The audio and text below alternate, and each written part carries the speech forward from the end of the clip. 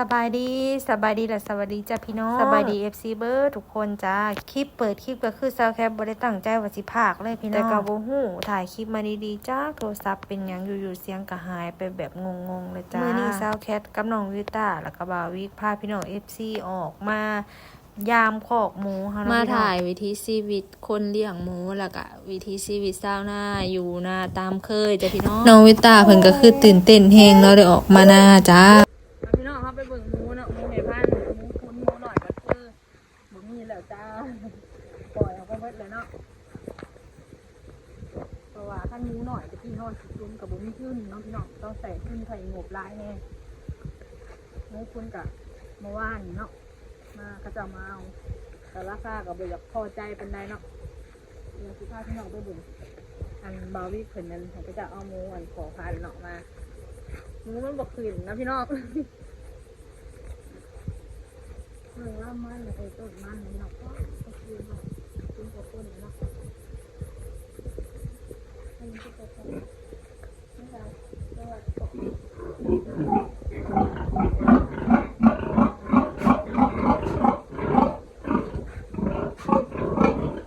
ไม่ใช่หมูนี่ตัวอย่างอันนี้นี่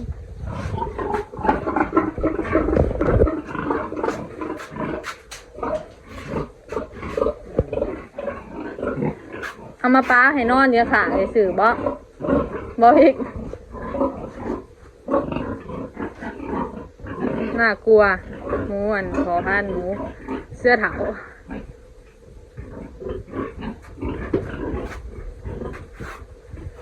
บรรยากาศอยู่ของหมูส่วนมันตุ่นมันสับปะหลังเบิ่งพี่น้องต้นมันเขากำลังเริ่มใหญ่เนาะจ้าตุจ้า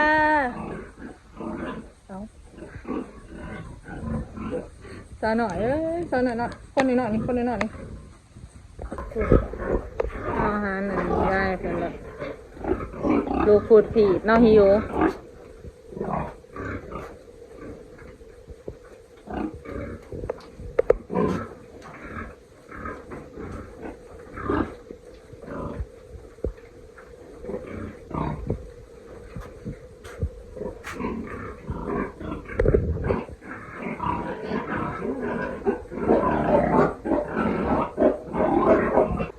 คนน้อ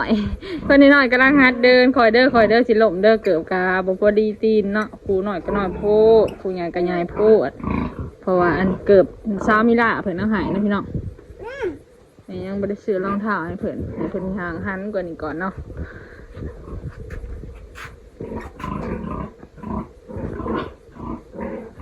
เอาบังมุ้งจักหน่อยเฮาก็สิไปเที่ยงเนาะพี่น้องเอาน้องไปตากมานอนอยู่เสียงแล้วก็สิไป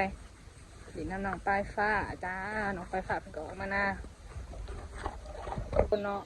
มันจะออกมาหน้าเนาะออกมาหน้ามันกับมาหิดวานบัวลอยจ้ะพี่น้องเอ้ยไม่ยาเพิ่นคิดอยากเนาะก็ได้โอกาสเชาเฮ็ดกาสิมา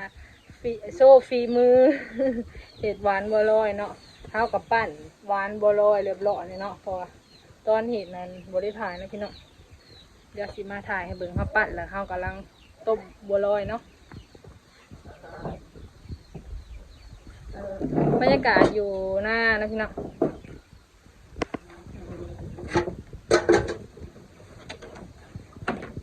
ดูได้นี่จ้ะก็คือบัวลอยของเฮานี่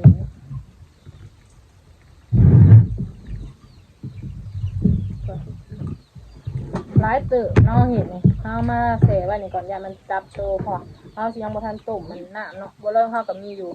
3 สีก็คือสีขาวสีเขียวแล้วก็สีส้มจ้ะพี่น้องเนาะแซ่บๆหอมเพราะว่าสีเขียวเฮาเอาไปเตยเห็ดมันก็เลยหอมแห้งๆเดี๋ยวขอซีมันก็ได้มีดอกไม้อีกด้วยพี่น้องจะแค่ถูกค่ะ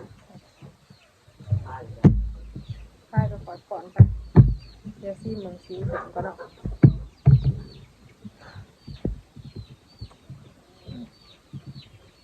นี่ก็มีรสชาติแล้วเนาะ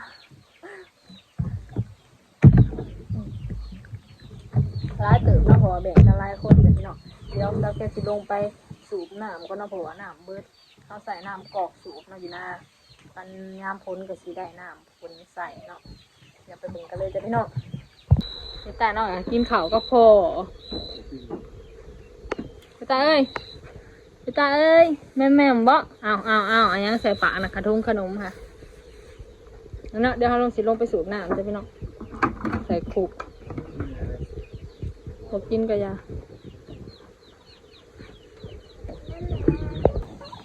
สูบน้ำพี่น้องบรรยากาศอยู่หน้าเนาะใช้ชีวิตแบบคนชนบทเลยพี่น้องเลยน้ำก็คือใส่แบบสูงมีไฟฟ้าเนาะฉันใส่ไพ่กับใส่โซลาร์เซลล์จะพี่น้องอยู่หน้า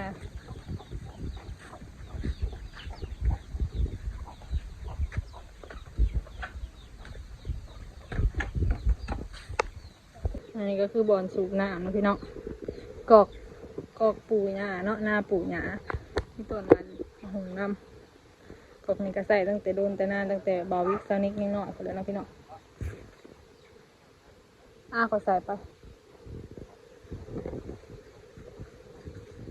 ใจเอ๋ตัวเล็กผมไม่ได้ผมจะยาวลูกไม่ได้ผมจะสียาวผมจะสีดก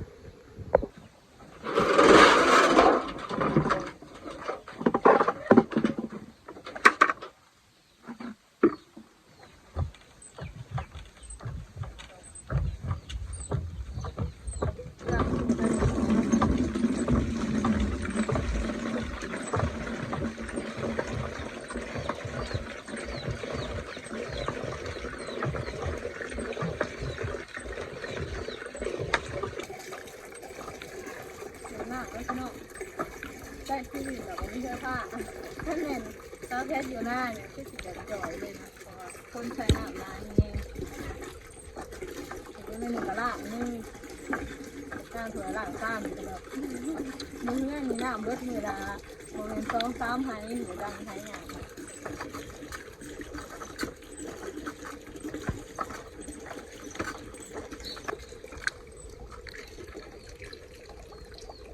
ชุบ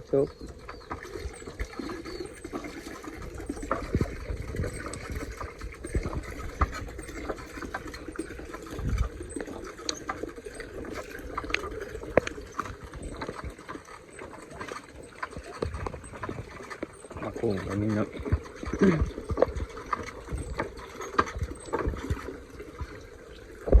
เจ้าแคทสูบแล้วก็ให้บาวิกลงไปหามนะพี่น้องเพราะว่าเจ้าแคทหามบ่ได้มันนักบาวิกก็ไปหามมันนักเนาะก็เลยหาบาวิกเป็นคนหาขึ้นมาเบิ่งพี่น้องใหม่จนโกงเอาดีๆเด้อเอาดีๆเอาดีๆนะดีนะหนูอยู่นั่นเลยกล่องที่แจงไปแบบเดียวพี่น้องปู่เมืองแม่คันลาวจนกูไม่หายังไม่ก็ไม่คันลาวขอหอมใส่หน้าแบบนี้โอ้ถ้าแม่คอยอยู่หายอยู่หน้าได้บ่าวอีกคันคอยแบบอยู่หายอยู่หน้าจะพาคอยนอนหน้าแบบนี้นะเจ้าสิได้หาหน้าเป็นให้คอยอาบกับลูก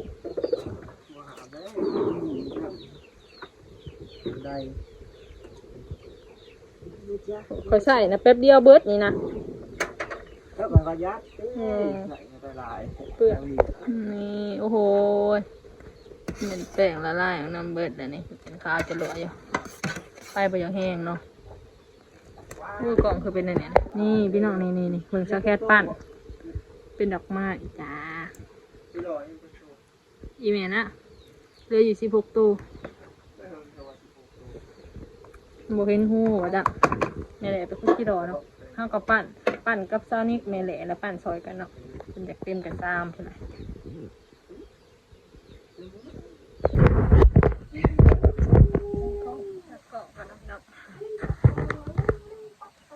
เดี๋ยวเราจะมาเก็บแนวกินอยู่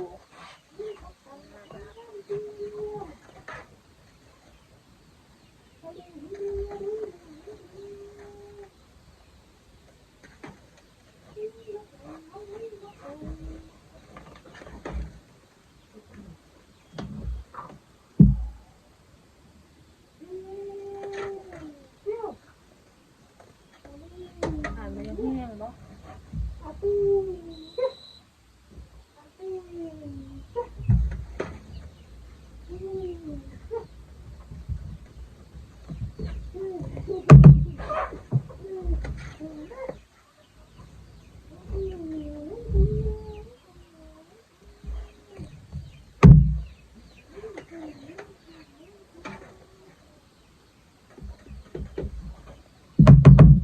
เติมเนาะเดี๋ยวปรุงก่อนข้าวจีบ้านเห็ดไข่หวานนะพี่น้องบัวลอยไข่หวานนะมัน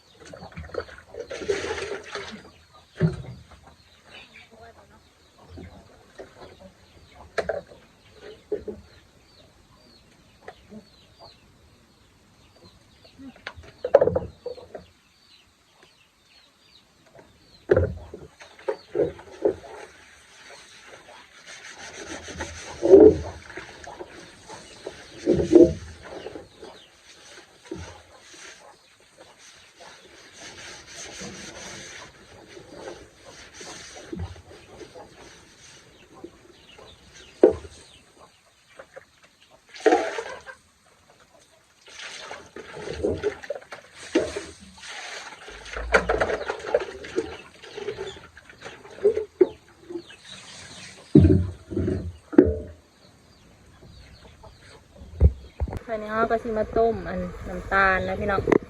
น้ำตาลกับอันผักจ้ะกับใบอันเตยเพราะว่าห้างสิเห็ดไข่หวานกินกับบัวลอยไข่หวานเด้อพี่น้องอันนี้ก็เห็ดไข่หวานแล้วพี่น้องไข่หวานนะมันจะเป็นอยู่ว่าไข่หวานนี่เห็ดครั้งแรกเลยนี่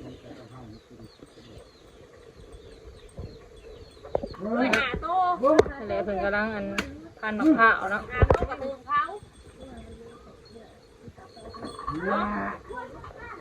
จะได้ลูกน่ะกินลายสิ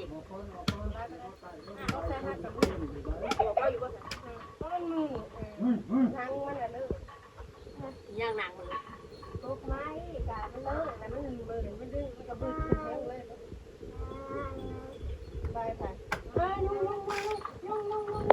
ไข่หวานกันแล้วเนาะพี่น้องนี่เนาะนี่ก็บัวลอย